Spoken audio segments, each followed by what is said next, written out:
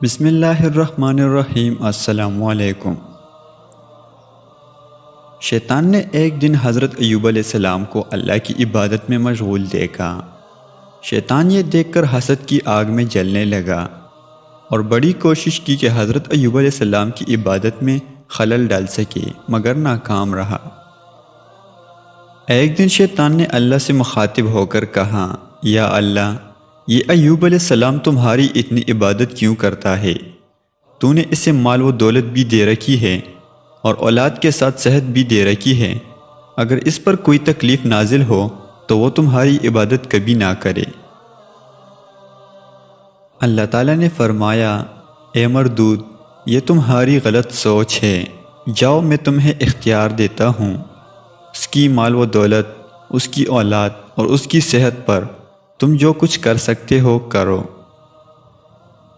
چنانچہ شیطان گیا اور پہلے ہی روز حضرت ایوب علیہ السلام کی اولاد کو ہلاک کر دیا، اور دیکھا کہ اس روز حضرت ایوب علیہ السلام صبر و شکر کر کے پہلے سے زیادہ عبادت میں مشغول ہو گئے۔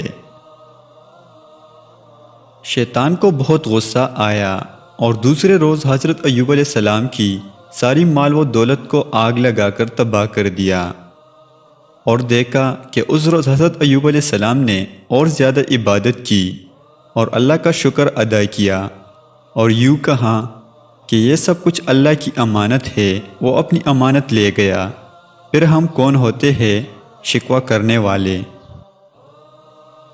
پھر شیطان غصے سے لال پیلا ہو گیا، اور تیسرے دن شیطان نے حضرت ایوب علیہ السلام کی جسم پر پھونک ماری، جس سے آپ علیہ السلام کی سارے جسم پر زخم آ گئے، لیکن پھر بھی آپ علیہ السلام کی عبادت میں کوئی فرق نہ آیا۔ یہ دیکھ کر شیطان مایوس ہو گیا اور ہار مان لی اور تسلیم کر لیا کہ اللہ کے پیغمبر پر اس کا کوئی داؤ نہیں چل سکتا۔ پھر اللہ تعالیٰ نے حضرت ایوب علیہ السلام کو شفا عطا کی اور مال و دولت اور اولاد سے نواز دیا۔